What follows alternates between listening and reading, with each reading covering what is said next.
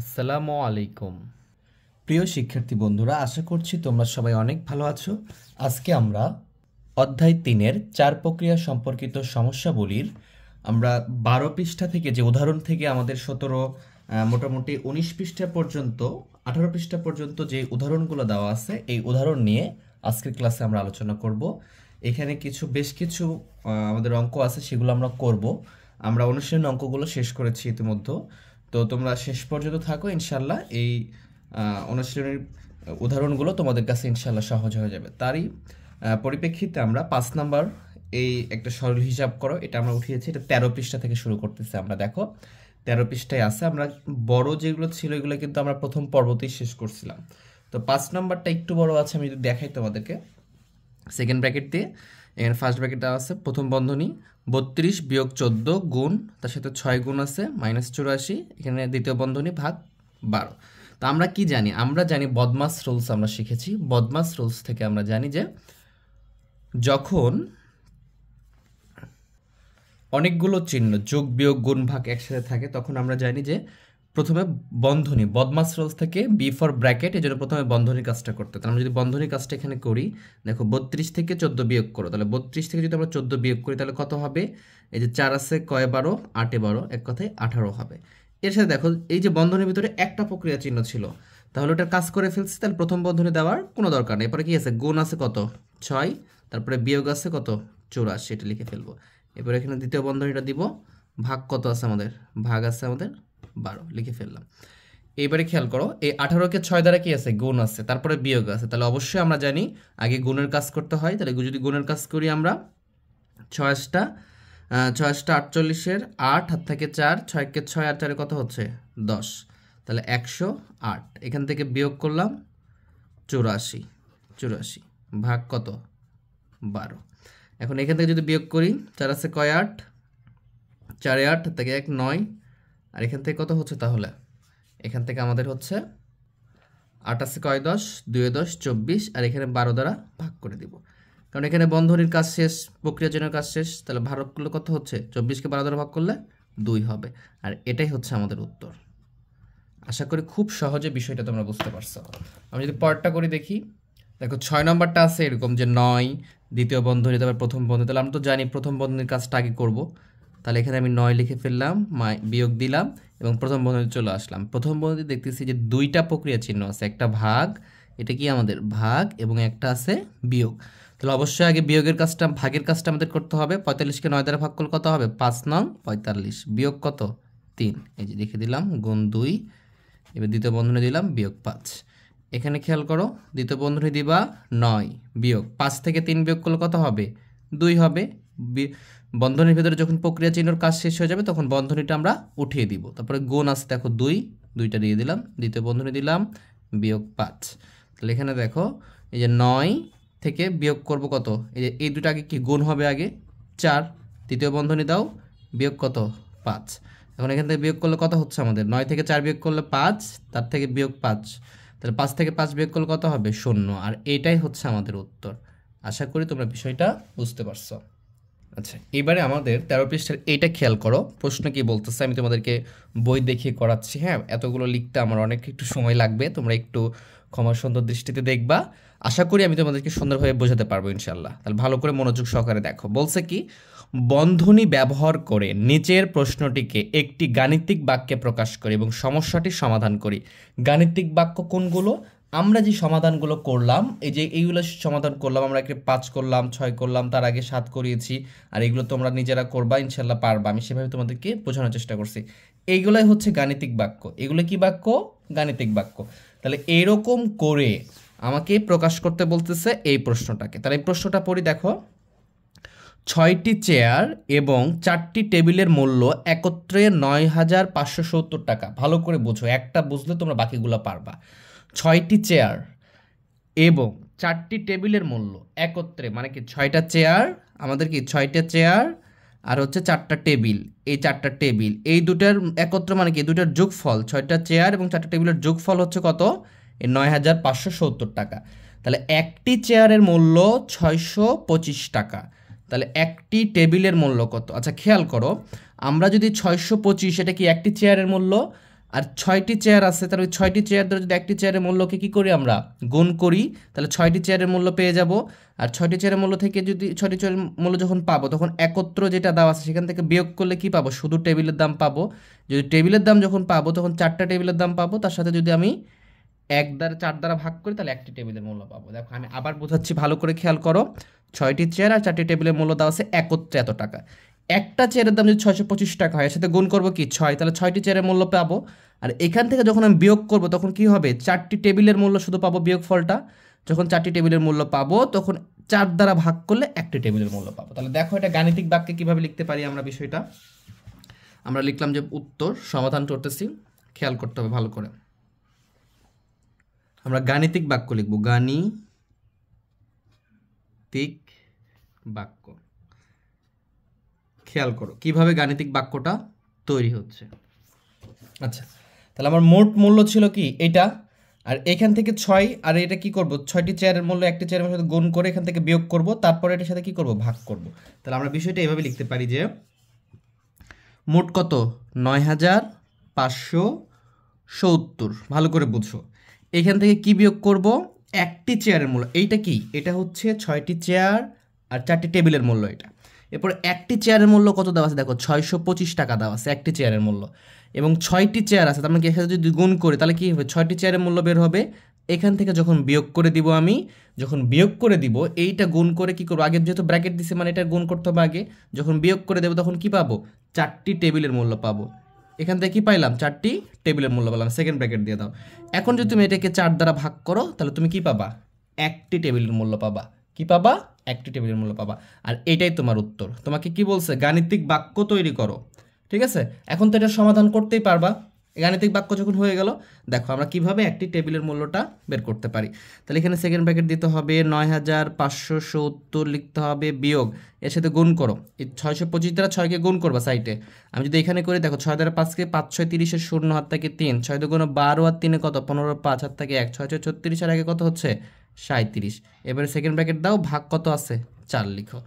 এইবারে বিয়োগ করো, 0 থেকে 0 বিয়োগ করলে কত, 0, 5 আছে কয় 7, 2 7, এই যে 7 আছে কয় 15, 8 15 হাত থেকে 1, 4 4 আছে কয় 9, 5 9, এখানে ভাগ করো কত দ্বারা, 4 দ্বারা। এখন 4 দ্বারা এটাকে ভাগ করে দাও, দেখবা যে ভাগ করলে তোমাদের উত্তর কত আসবে, একবার যাবে। তোমরা এটা সাইডে ভাগ করে দেখবা, ঠিক আছে। এই 4 দ্বারা এইভাবে ভাগ করবা, 4 দ্বারা এইভাবে ভাগ করো, যেভাবে তোমাদের ভাগ করে জানো।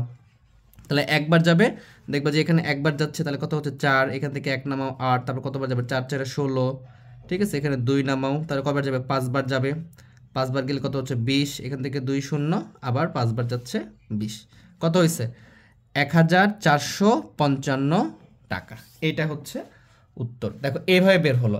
এখন যদি মনে করো তোমাকে গাণিতিক বাক্য না করে তৈরি করতে বলে, তাহলে তুমি কিভাবে করবা, তাহলে তো তুমি পারবাই, লিখবা যে একটি চেয়ারের মূল্য এত টাকা, অর্থাৎ 6টি চেয়ারের মূল্য এত টাকা। তাহলে একটি চেয়ারের মূল্য হচ্ছে কত, এত টাকা, 6টি চেয়ারের মূল্য কত, এত টাকা। এই দুটো গুণ করলে একটা রেজাল্ট পাইলা তুমি, সেটা কত পাইছো, 3750 টাকা। এরপরে লিখবে যে 6টি চেয়ার ও 4টি টেবিলের মূল্য 9570 টাকা। নিচে লিখবা কি, যেগুলো আমরা আগের পর্বতে শিখে আসছি, যে 3750 টাকা হচ্ছে 6টি চেয়ারের মূল্য। 6টি চেয়ার কেটে গেলে কি থাকবে, 4টি টেবিলের মূল্য, অর্থাৎ একটি টেবিলের মূল্য কি 4 দ্বারা এটাকে ভাগ করতে হবে বিয়োগফলকে।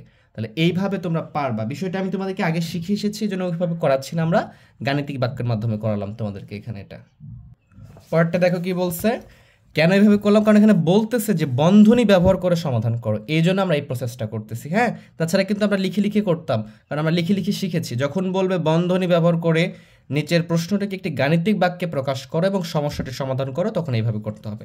পরেরটা দেখো কি বলছে, 12টি বিস্কুট 3টি চকলেটের মূল্য একত্রে 192 টাকা। 12টি বিস্কুট আর 3টে চকলেট, তাহলে এত টাকা। তাহলে একটি বিস্কুটের মূল্য 6 টাকা, তাহলে 12টি বিস্কুটের মূল্য কত, তাহলে কি করবো, আগে একটি বিস্কুট গুণ 12টি বিস্কুটের মূল্য বের হলো, তারপর এখানে টোটাল থেকে বিয়োগ করলে কি হবে, 30টি চকলেটের দাম বের হবে, এখান থেকে 30 দ্বারা ভাগ করলে একটি চকলেটের মূল্য বের হবে। বুঝতে পারছো?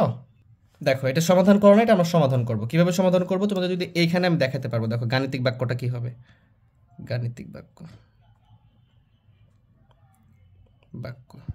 ভালো করে খেয়াল করো। টোটাল টাকা কত লিখবা, 192। এখান থেকে দেখো একটি বিস্কুটের মূল্য কয় টাকা, 6 টাকা। তাহলে 12টি বিস্কুটের মূল্য কি হবে, তাহলে কি 12 গুণ 6 এইটা, এটা কি করব, এই টোটালটা থেকে বিয়োগ করব। এখানে 12টি বিস্কুট 30টি চকলেটের মূল্য দেওয়া ছিল, সেখান থেকে কি করলাম 12টি বিস্কুটের মূল্য বিয়োগ করে দিলাম। তাহলে কয়টি চকলেট এখানে কি থাকবে, 30টি চকলেটের মূল্য থাকবে। এখানে জাস্ট সেকেন্ড ব্র্যাকেট দিয়ে ভাগ করে দাও 30 দ্বারা, হয়ে গেল আনসার। গাণিতিক বাক্য কমপ্লিট। 195 বিয়োগ দ্বিতীয় বন্ধনী, প্রথম বন্ধনী 12 গুণ 16, এখানে দ্বিতীয় বন্ধনী দ্বারা আবদ্ধ করে ভাগ করব 30 দ্বারা। এটা ক্যালকুলেশন তো তোমরা পারবাই। এটা যদি আমরা একটু দেখি এখানে, এটা ক্যালকুলেশন হচ্ছে কি, গাণিতিক বাক্যটা হচ্ছে এরকম।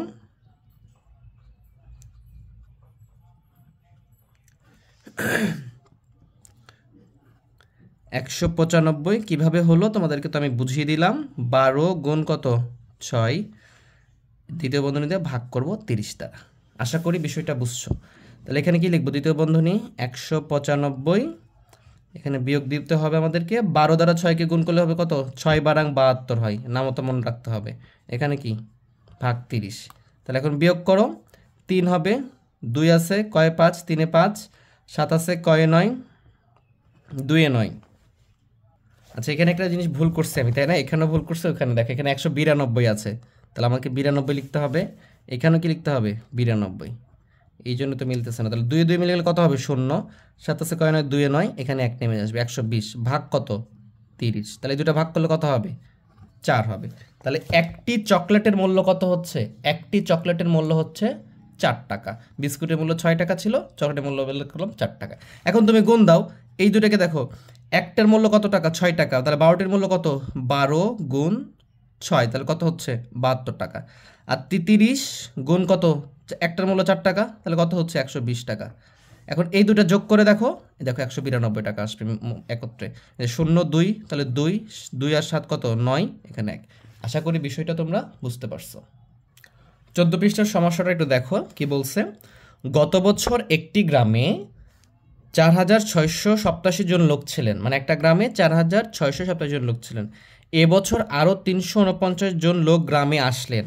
আচ্ছা 349 জন লোক কি আসছে, অতিরিক্ত চলে আসছে। এবং 280 জন লোক গ্রাম থেকে চলে গেলেন, মানে এতজন লোক আসছে, এতজন লোক চলে গেছে। আমরা কি করি, শহরে অনেক লোক আসে না কাজের জন্য, আবার অনেক লোক কি হয় কাজ শেষ করে চলে যায়, এরকমটা মনে করতে পারো। গ্রামটিতে মোট লোক সংখ্যা কত, তাহলে খুবই ইজি না বলো তো? এতজন লোক ছিলেন, তার সাথে কি করবা, এটা যোগ করবা, কারণ আসছে যোগ, চলে গেছেন মানে কি জাস্ট এটা থেকে বিয়োগ করে দিবা। খুবই ইজি, এটা আমি করে দিব না, তোমরা নিজেরাই পারবে। দেখো এই টোটালটার সাথে কি করছে, এই যে টোটালের সাথে যেটা আসছে সেটা যোগ করছে, আর যেটা চলে গেছিলো 280, এই চলে যা 280 কি করছে বিয়োগ করে দিয়েছে, টোটালটা পেয়ে গেছে, লোক সংখ্যা হয়ে গেছে এত। এটা তোমার নিজেরাই পারবে ইনশাল্লাহ। এরপরে খেয়াল করো, বাজারে প্রতি কেজি চিংড়ির মাছ, বাজারে প্রতি কেজি চিংড়ি মাছ 480 টাকা। মানে প্রতি কেজি বলতে কত, প্রতি মানে কত, প্রতি মানে 1। বাজারে 1 কেজি চিংড়ি মাছ 480 টাকা, আর প্রতি কেজি 480 টাকা, একই কথা, বুঝতে পারছো? প্রতি মানে কি 1, এবং প্রতি কেজি তার মানে প্রতি মানে 1, তার মানে কি প্রতি কেজি বা 1 কেজি শিং মাছের দাম 550 টাকা বিক্রি হয়। যদি আমরা 3 কেজি চিংড়ি মাছ ও 2 কেজি শিং মাছ ক্রয় করি এবং বিক্রেতাকে 3000 টাকা দিই, তাহলে কত টাকা ফেরত পাবো? তাহলে আগে কি করতে হবে, আমাকে আগে এই দুইটার মূল্যটা বের করতে হবে, কত টাকা আমার লাগছে। 1 কেজির দাম এত টাকা, আমি 3 কেজি চিংড়ি কিনছি, তাহলে 3 কেজির দাম কত টাকা। 1 কেজি শিং মাছের দাম এত টাকা, 2 কেজির দাম কত টাকা, এই দুটো যোগ করবো, তারপর এখান থেকে বিয়োগ করবো, তাহলে আমরা টাকাটা পেয়ে যাব। খুবই ইজিলি করতে পারবো, চলো আমরা এটা করি। দেখো এখানে কি বলছিল, চিংড়ি মাছ, তাহলে আমরা এইভাবে লিখতে পারি যে 1 কেজি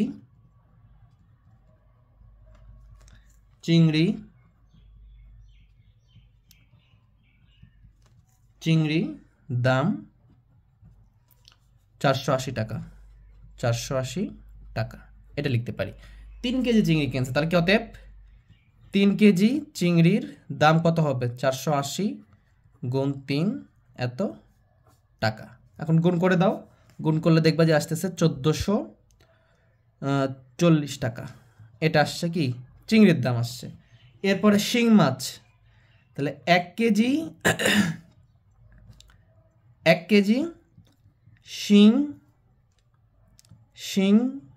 শিংয়ের দাম 550 টাকা, 500 কত টাকা 50 টাকা। তাহলে 2 কেজি কিনছে, তাহলে 2 কেজি শিং দাম বা শিং মাছের দাম, 1 কেজি চিংড়ি দাম বা চিংড়ি মাছের দাম, যেটা ইচ্ছে লিখতে পারো, হ্যাঁ, 550 গুণ 2 এত টাকা। তাহলে গুণ করে দিলে কত হচ্ছে, শূন্যের সাথে গুণ করলে 0, 5 2 10 0 থেকে 1, 5 2 10 আর একে কত 11, মানে 1100 টাকা। এই যে টাকাটা চলে আসলো। এখন মোট কয় টাকা হচ্ছে তাহলে খেয়াল করি আমরা, মোট হচ্ছে কত, জাস্ট দুটার যোগফল, এত টাকার মাছ কিনেছি আমরা, তাহলে কি 1440 যোগ কত 1100 টাকা।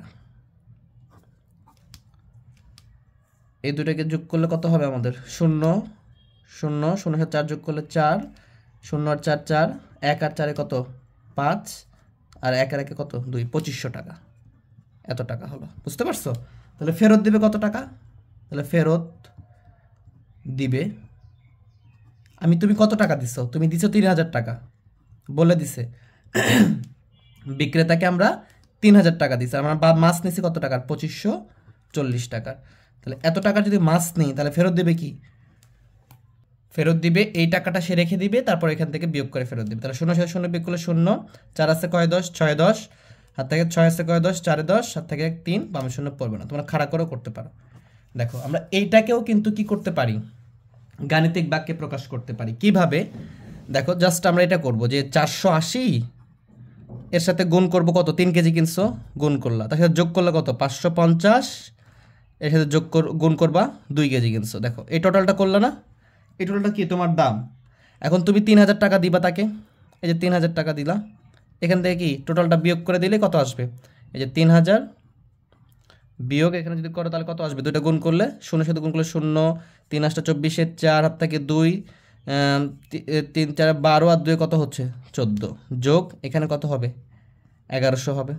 এই তো খুবই সিম্পল, 3000 গাণিতিক বাক্য করতেছি এটা আমরা, আর এখানে যোগ করলে কত আসতেছিল আমাদের 2540, বিয়োগ করলে হবে 460 টাকা।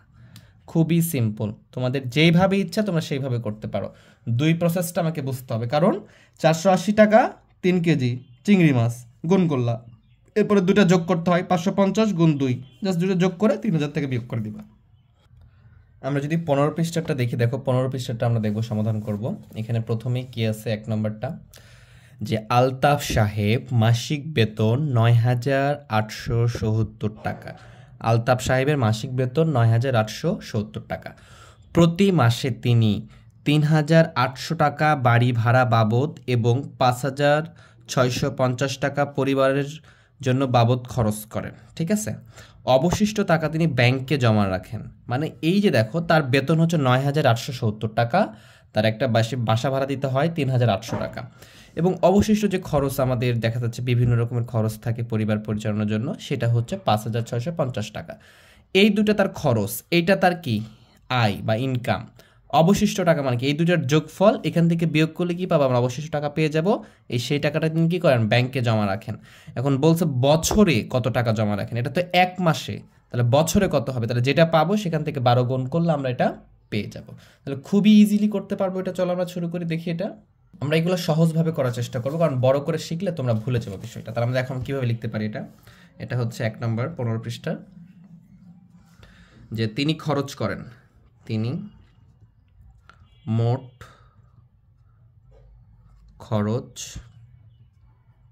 করেন, তাহলে তার মোট খরচ কি, বাসা ভাড়া হচ্ছে 3800 টাকা, যোগ তার হচ্ছে অন্যান্য খরচ হচ্ছে 5650 টাকা, 5650 টাকা, এটা তার মোট খরচ এত টাকা, ঠিক আছে। এখন আমি এটা কি করব, তাহলে দুটো মোট খরচ যোগ করব, 0 0 যোগ করলে 0, 5 আর 0 5, 8 আর 6 কত হবে, 6 আর 8 8 6 14, 4 হাত থেকে 1, 5 আর 1 6, 6 আর 3 কত 9, এত টাকা। তাহলে এত টাকা যদি খরচ করে আর তিনি ইনকাম করেন কত, দেখো 9870 টাকা, তাহলে তিনি কত টাকা জমা রাখেন, অবশিষ্ট টাকা। তাহলে অবশিষ্ট কত টাকা রয় সেটা দেখবো আমরা, খুবই সহজে করতেছি আমরা, হ্যাঁ আমরা বেশি বড় করব না, কারণ অনেক অঙ্ক তো তোমরা ভুলে যাবা বেশি বড় করলে। অবশিষ্ট থাকে তার বেতন কত, 9870 টাকা তোমাদেরকে দেখালাম, আর তিনি খরচ করেন কত, এটা দেখো যেটা ইনকাম করে এবং যেটা খরচ করে, এটা দুটো বিয়োগ করলে তো যেটা আসবে সেটা তার কি, বা আমরা লিখতে পারি অবশিষ্ট টাকা, তাই না। তাহলে 0 থেকে 0 বিয়োগ করলে 0, এরপরে 5 আছে কয় 7, 2 এ 7, 4 আছে কয় 8, 4 এ 8, 9 9 মিলে বামে 0 পড়বে না। এই অবশিষ্ট টাকা হলো 420 টাকা। এটা কয় মাসে, 1 মাসে এটার খরচ বের করলাম, কিন্তু এখানে প্রশ্ন কি বলছে, তিনি বছরে কত টাকা ব্যাংকে জমা রাখেন, তাহলে 1 মাসে এত টাকা, আর বছর মানে কি 12 মাস, তাহলে আমরা লিখতে পারবো যে তিনি বছরে ব্যাংকে জমা রাখেন। এটা একটু লিখলাম, দেখে দেখে লিখবা, ওখানে যেটা লেখা আছে ওটাই লিখবা দেখে দেখে, যেন তোমরা মনে রাখতে পারো, ভুলে না যাও। 420 টাকা এক মাসে, তাহলে 12 মাসে, বছর মানে কি 12 মাস, 12 গুণ করতে হবে এত টাকা। তাহলে আমি গুণ করবো, এটা গুণ করে যেটা আসবে সেটাই অ্যান্সার। 420 আর 12 গুণ করলে আসতেছে আমাদের 5040 টাকা। এটাই হচ্ছে আমাদের উত্তর। বুঝতে পারছো? এটা যদি বলতো এটাকে গাণিতিক বাক্যে প্রকাশ করো তাহলে কি করতাম দেখো, আমরা সহজে যদি এখানে করার চেষ্টা করি, এখান থেকে জাস্ট যদি গাণিতিক বাক্য বলতো তাহলে কি করতাম, এই যে 9000 টোটাল টাকাটা ছিল 9870, সেইখান থেকে কি করতাম, বিয়োগ করতাম এই দুটা যোগ করে, মানে কি 3800 যোগ কত 5650। দেখো এটা বিয়োগ করতাম, এখন এটাকে সেকেন্ড ব্র্যাকেট দিয়ে কী করতাম, গুণ করতাম 12 দ্বারা, নিচে লিখলাম, জায়গা হচ্ছে না বলে, জাস্ট এইটা লিখতাম, বিয়োগ করতাম, তার সাথে কি এই দুটা খরচ যোগ করতাম, খরচ যোগ করে তার সাথে বিয়োগ করতাম, বিয়োগ করে যেটা হয়তো কত হইতো 420 টাকা, তার সাথে 12 গুণ করতাম, আর ওটাই ব্যাংকে জমা রাখেন। খুবই ইজি এইগুলো, হ্যাঁ তোমরা এইভাবে করতে পারবা। পরেরটা খেয়াল করো, একটি পানির ট্যাঙ্কে প্রতি মিনিটে 5 লিটার পানি আসে। এই যে একটা ট্যাঙ্ক আছে আমাদের, কি বিল্ডিংয়ের উপরে একটা ট্যাঙ্ক থাকে, পানির ট্যাঙ্কি থাকে বা বিভিন্ন ট্যাঙ্কি থাকে, সেই ট্যাঙ্কে প্রতি মিনিটে, প্রতি বলতে তো আমি বুঝিয়ে দিছি 1 মিনিটে 5 লিটার পানি আসে এবং 2 লিটার পানি খরচ হয়, এবং বলছে মানে কি প্রতি, মানে 1 মিনিটে 2 লিটার পানি খরচ হয়, মানে পানি আসতেছে আর আমরা খরচ করি কি জন্য, দেখা যাচ্ছে আমরা অজু করি, হাত পা পরিষ্কার করি, দেখা যাচ্ছে আমরা বাথরুমে পানি খরচ করি, রান্নার কাজে পানি খরচ করি, সেটা কই থেকে আসে, ট্যাঙ্কি থেকে আসে। তো 5 লিটারে আসে ভর্তি হচ্ছে আর 2 লিটার খরচ হচ্ছে। 10 মিনিট পানির ট্যাঙ্কিটিতে কত লিটার পানি থাকবে, 10 মিনিটে পানির ট্যাঙ্কিটিতে কত লিটার পানি থাকবে 10 মিনিটে। বুঝতে পারছো? তাহলে কি করবা দেখো, আমি যদি এটা সমীকরণ আকারে করি, মানে গাণিতিক বাক্য করি, তাহলে এইভাবে লিখবো আমরা। দেখো গাণিতিক বাক্যটা কেমন হবে, গাণিতিক বাক্য খেয়াল করো, 1 মিনিটে কত 5 লিটার, তাহলে লিখব কি 5 গুণ 10 মিনিটে কত হবে 5 গুণ 10। 1 মিনিটে খরচ হয় কত 2 লিটার, 10 মিনিটে কত খরচ হবে 2 গুণ 10, জাস্ট বিয়োগ করে দিবা, দুটা শেষ। বিয়োগ করে দিলে কি 5 10 50, বিয়োগ কত 10 দুগুণে 20, 20 থেকে 50 থেকে 20 বাদ দিলে কত হবে 30। তাহলে ট্যাঙ্কিতে কত লিটার পানি থাকবে, 30 লিটার পানি থাকবে ট্যাঙ্কিতে। বুঝতে পারছো? 5 লিটারে ভর্তি হচ্ছে, 10 মিনিটে কত ভর্তি হবে 50, প্রতি মিনিটে 2 লিটার খরচ হচ্ছে, তাহলে কি 1 মিনিটে কত, 1 মিনিটে 2 লিটার খরচ হচ্ছে, তাহলে 10 মিনিটে কত হবে 10 গুণ 2 বা 2 গুণ 10 20, এতে বিয়োগ করে দাও, এটা কি জমা হচ্ছে, এটা খরচ হচ্ছে, তাহলে থাকবে কত, এই খরচটা বাদ দিলে এটাই থাকবে 30 লিটার। বুঝতে পারছো? খুবই সিম্পল, তোমরা এইভাবে লিখতে পারবা। তোমরা এভাবে লিখতে পারো যে 1 মিনিটে ভর্তি হয় বা পানি আসে 5 লিটার, তাহলে 10 মিনিটে কত 50, আবার লিখবা 1 মিনিটে খরচ হয় 2 লিটার, 10 মিনিটে খরচ হয় 20 লিটার, তাহলে পানি থাকবে 50 গুণ 20, যেটা বললাম এভাবে লিখে ফেলবা। পরটা দেখে আমরা, চলো। তারিক, জসিম, হালিম আসবাবপত্রের দোকানে গিয়েছিলেন, মানে 3 জন কি করছে, একটা দোকানে গেছে, আসবাবপত্র মানে যেখানে চেয়ার টেবিল ফার্নিচার পাওয়া যায়। তার নিচের চিত্রে দেওয়ার মূল্য অনুযায়ী 1টি আলমারি, 2টি টেবিল, 4টি চেয়ার কিনলো। তাহলে কি কিনছে, একটা আলমারি কিনছে, 2টা টেবিল কিনছে আর 8টি চেয়ার কিনছে, 4টি না 8টি চেয়ার কিনলো। মোট মূল্য 3 জনের সমান করে দিল, প্রত্যেকে কত টাকা করে দিল।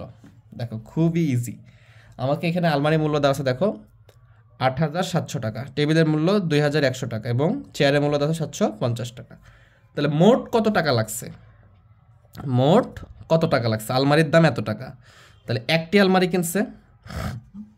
আমরা গাণিতিক বাক্যটা এইভাবে করতে পারি, যে গাণিতিক বাক্য যদি করতে চাই তাহলে কি করতে পারি, দেখো ভালো করে খেয়াল করো, একটি আলমারি, তাহলে একটা আলমারির দাম কত 8700 টাকা, একটা কিনছে, তার মানে কি এর সাথে গুণ করবো আমরা 1।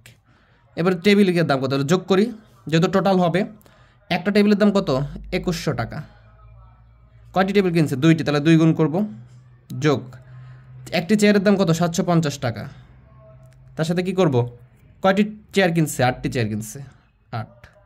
বুঝতে পারছো?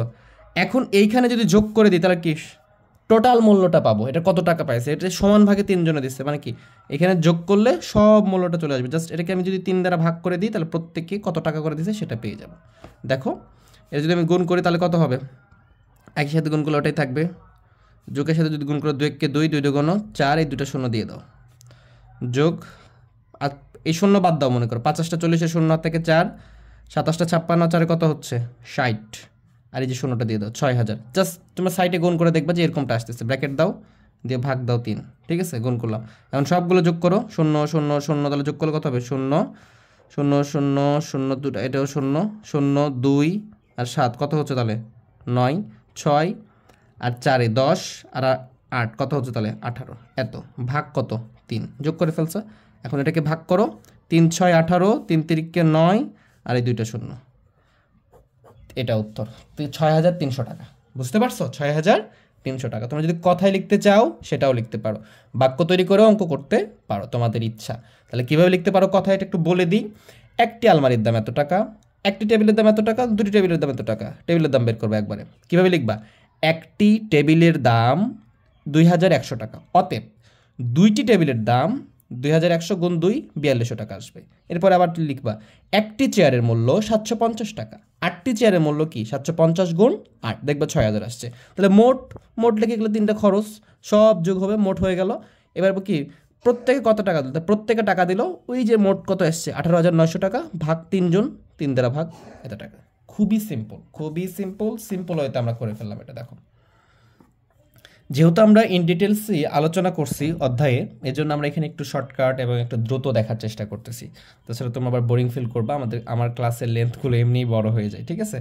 একটু ভালো করে বুঝতে হলে একটু সময় দিয়ে শিখতে হবে, ঠিক আছে। তাহলে দেখো আমরা পরেরটা দেখি। 5 জন লোক আসবাবপত্রকে দোকানে গেলেন, তারা উপরের চিত্র অনুযায়ী মূল্য অনুযায়ী দুইটি আলমারি, আচ্ছা এটা তোমরা নিজেরাই পারবা, এটাও এই অঙ্কটাই দিছে এই চিত্র অনুযায়ী, ঠিক আছে। বলছে কি দেখো উপরের চিত্র অনুযায়ী, এটা তোমাদের আমার হোমওয়ার্ক দিলাম আমি, হ্যাঁ এটা হোমওয়ার্ক দিলাম, আশা করি তোমরা পারবা বিষয়টা ইনশাল্লাহ। আচ্ছা তারপর একটু বুঝিয়ে দিই তোমাদের। 5 জন লোক আসবাবপত্র দোকানে গেলেন, 5 জন লোক গেছে, তারা উপরের চিত্রে দেওয়া মূল্য অনুযায়ী, মানে কি একটা আলমারির দাম 8000, দেখো খেয়াল করো 8700 টাকা, একটা টেবিলের দাম 2100 টাকা, একটা চেয়ারের দাম 750 টাকা, এই মূল্য অনুযায়ী দুইটি আলমারি কিনলেন, 3টি টেবিল কিনলেন, 12টি চেয়ার কিনলেন, মোট মূল্য তারা 5 জন সমান করে দিলেন, প্রত্যেকে কত টাকা দিলেন? Similar same way. জাস্ট এটার বাক্য কীভাবে তৈরি হবে দেখো, বাক্য তোমরা বড় করে করবে, হ্যাঁ বাক্যটা দেখাচ্ছি। দুইটি আলমারি, তাহলে কি একটা আলমারির দাম কি 8700, তাহলে দুটি আলমারি মানে কি এর সাথে 2 গুণ, যোগ 3টি টেবিল, একটা টেবিলের দাম কত 2100 টাকা, গুণ 3, যোগ 12টি চেয়ার, একটা টেবিলের দাম, একটা চেয়ারের দাম কত 750, গুণ কত 12। জাস্ট টোটাল মূল্যটা পেয়ে গেলাম। এখানে 5 জন সমান করে দিচ্ছে, 5 দ্বারা ভাগ করে দেবো টোটালটাকে, শেষ। আর তুমি কীভাবে করবে? ওখানে একটি আলমারির দাম 8700 টাকা, দুটি আলমারির দাম 8700 গুণ 2, এটা যেটা আসবে কত আসবে? মোটামুটি আসবে 8 2 গুণ 16, 17400 টাকা আসবে। এরকমভাবে একটি টেবিলের দাম 2100 টাকা, 3টি টেবিলের দাম 2100 গুণ 3, একটা মূল্য পেয়ে গেলা। একটি চেয়ারের দাম 750 টাকা, 12টি চেয়ারের দাম 750 গুণ 12, এটারও একটা মূল্য পেয়ে গেলা। যখন মূল্যটা পেয়ে গেলে তখন লিখবা কি মোট, তখন কি যে দুটি আলমারি এগুলোর প্রত্যেকটা যে 3টা পেয়েছো এগুলো যোগ করবা, যোগ করে তাহলে মোট পেয়ে গেলা। এরপর লিখবে যে প্রত্যেকে টাকা দিলেন, ওই যে যোগফল মোট যেটা পাইলে সেখান থেকে 5 দ্বারা ভাগ করবা, অ্যান্সার শেষ। একবার তুড়ি মেরে করে ফেলতে পারবা, তুড়ি মেরে, ঠিক আছে। আমরা এখন 16 পৃষ্ঠার, দেখো 16 পৃষ্ঠাতে আমাদের 2-3টা অঙ্ক দেওয়া আছে, আমরা 2টা অঙ্ক উঠিয়ে নিয়েছি। এটা একটু গুরুত্বপূর্ণ, একটু কঠিন আছে, এই জন্য আমি উঠিয়ে নিয়েছি তোমাদেরকে ভালো করে বোঝানোর জন্য। মিনা ও রিনার একত্রে 7532 টাকা আছে, দুইজনের মিলে, বুঝতে পারছো, মিনা এবং রিনার মিলে আছে 7532 টাকা। রিনার চেয়ে মিনার 560 টাকা বেশি আছে, তাহলে রিনার চেয়ে মিনার বেশি আছে কার? এর বেশি আছে, এটার বেশি আছে। কত টাকা বেশি আছে? 560 টাকা। তাহলে মিনা ও রিনার প্রত্যেকের টাকা কত? তাহলে আমি যদি 560 টাকা এখান থেকে বাদ দিই, তাহলে কি দুজনের সমান টাকা হবে না? দুজনের কিন্তু তখন সমান টাকা হবে। তাহলে আমরা এইভাবে উত্তরটা সমাধানটা করতে পারি। দেখো সমাধান লিখতে পারি যে দুজনের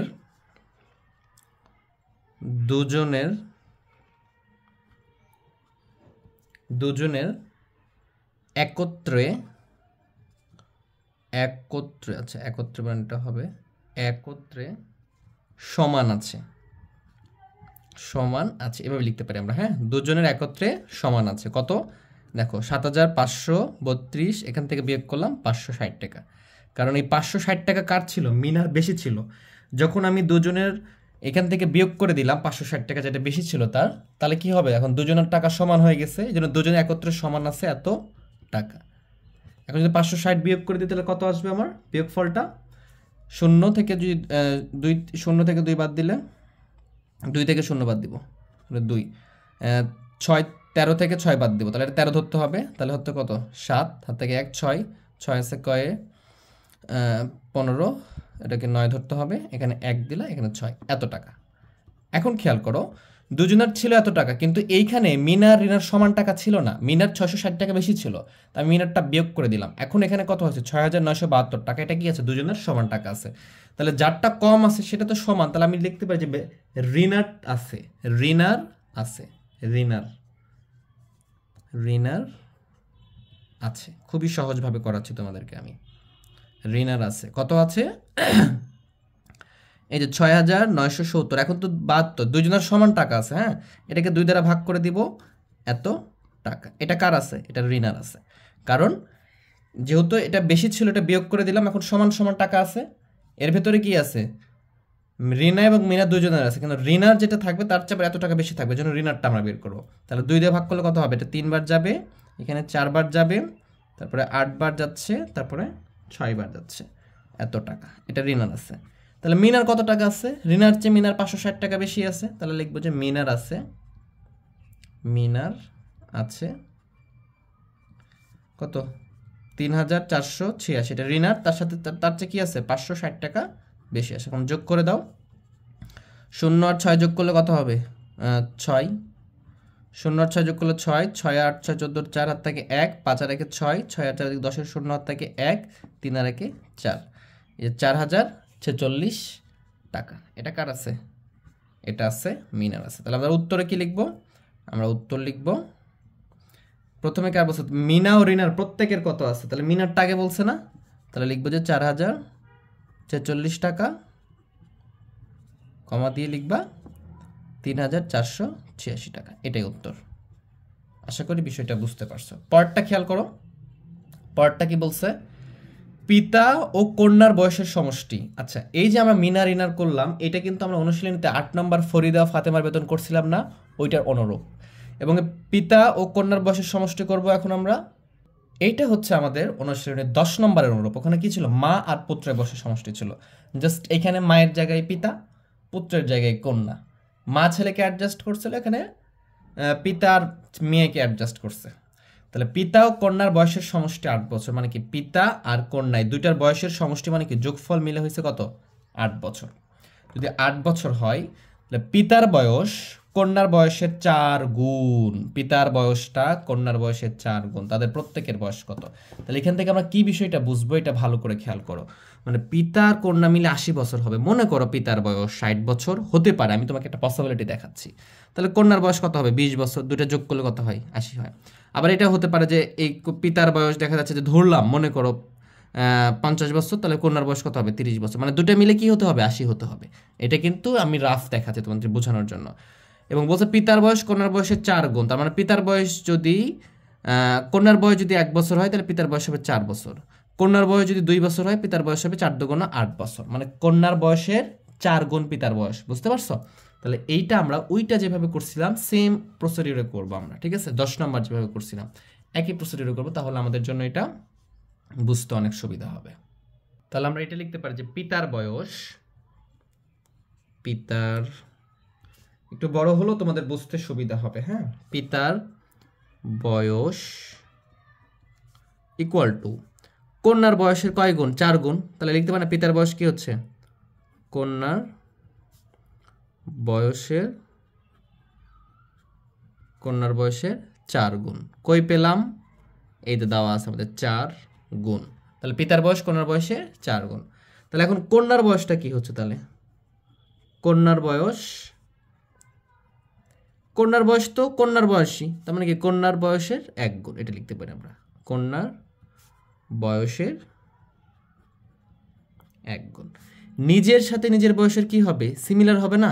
তার মানে মনে করো তোমার এখানে 30 আছে, তো 30-এর সাথে 1 গুণ করলে কি হবে? 30ই হবে।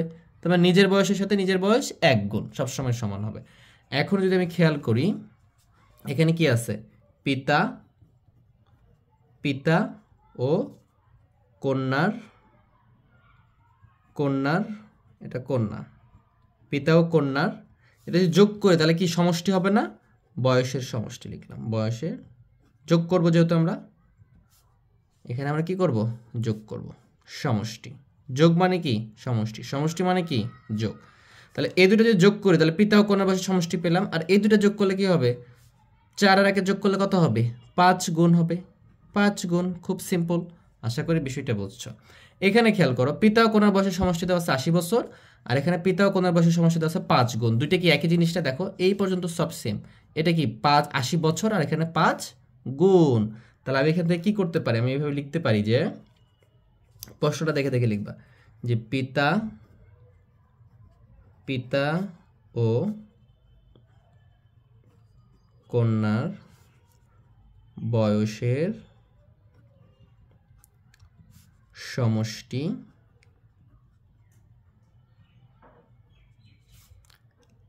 80 বছর। এটা কোথায় পেয়েছি আমি? এই যে প্রশ্নে দেওয়া আছে আমার। তাহলে পিতা ও কন্যার বয়সের সমষ্টি 5 গুণ এবং পিতা ও কন্যার বয়সের সমষ্টি 80 বছর। তাহলে এইখানে খেয়াল করো, অতএব যদি আমি খেয়াল করি যে কন্যার বয়স কত হবে, তাহলে কন্যার বয়স দেখো, দুইজনের বয়স মিলে এর ছিল 4 গুণ আর তার ছিল 1 গুণ। তাহলে 1 গুণ আর 4 গুণ কত হচ্ছে? 5 গুণ। আর এই 5 গুণটা কোথায় আছে? 80 বছরের মধ্যে আছে। তাহলে আমি যদি এই 80-কে এই 5 দ্বারা ভাগ করে দিই তাহলে কি হবে? 1 গুণের বয়স বের হবে। বুঝতে পারছো? 80-কে 5 দ্বারা ভাগ করলে কি হবে? 1 গুণের বয়স বের হবে। আর 1 গুণ কার? কন্যার। তাহলে 80-কে 16 দ্বারা ভাগ করো, 5 দ্বারা, 5-কে 5, তারপরে এখানে 3 নামবে, 30, 5 6 30, মানে 16 বছর হবে। তাহলে এটা কি? এটা কন্যার বয়স এত বছর। তাহলে আমরা লিখতে পারি যে এবং পিতার বয়স পিতার বয়স কি? কন্যার বয়স যদি 16 বছর হয় তার 4 গুণ, মানে কি 4 দ্বারা গুণ করব এত, বা 4 16 কত হচ্ছে? 64 বছর।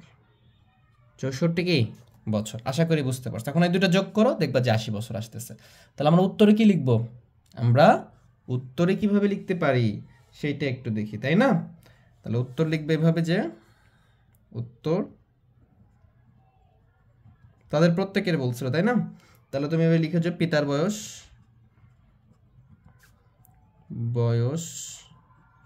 64 বছর ও কন্যার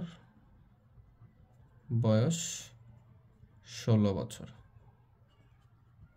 তাহলেই হবে। এরপরে খেয়াল করো কি আছে, মলি এবং রাজুর একত্রে 8,500 টাকা আছে। রাজু অপেক্ষা মলির এত টাকা কম আছে। তাহলে মলি এবং রাজুকে প্রত্যেকের কত টাকা আছে? দেখো তো, আমরা যেটা মিনা ও রিনারটা করলাম, আবার আমরা প্রশ্নে 8 নম্বরটা ফাতেমা ও ফরিদারটা করছি, সেম প্রসিডিউর। জাস্ট এখানে দেখো রাজু অপেক্ষা মলির এত টাকা কম আছে, তাহলে মানে মলির কম আছে, রাজুর বেশি আছে। রাজুর কি আছে? বেশি আছে। তাহলে লিখবা যে তাদের দুজনের সমান, একত্রে সমান আছে। এটা এখান থেকে কি করবা? বিয়োগ করবা। বিয়োগ করার পরে কি হবে? একটা টাকা বের হবে। ওই যে বিয়োগ করার পরে যেটা বের হলো সেইটা সাথে কি করবে? এটার সাথে এটা বিয়োগ করলে একটা একত্রে একটা সমান টাকা বের হবে। ওটাকে 2 দ্বারা ভাগ করলে কারটা কম আছে? মলির। তখন মলির টাকা পাবা। যে মলির আছে ওটাকে 2 দ্বারা ভাগ করবা। মানে এখানে দেখো ভালো করে বুঝো, দুজনের একত্রে সমান আছে। এই যে 8,580 টাকা লিখবে, বিয়োগ কত? 4,080। বিয়োগ করলাম, বিয়োগ করলে কত আসবে? 0 0 1 8। এখন এই যে আসছে এটা দুজনের সমান টাকা, কম আছে কার? মলির। তাহলে মলির আছে, এটাকে 2 দ্বারা ভাগ করবা, দেখবা যে আসতেছে হলো 4,050 টাকা।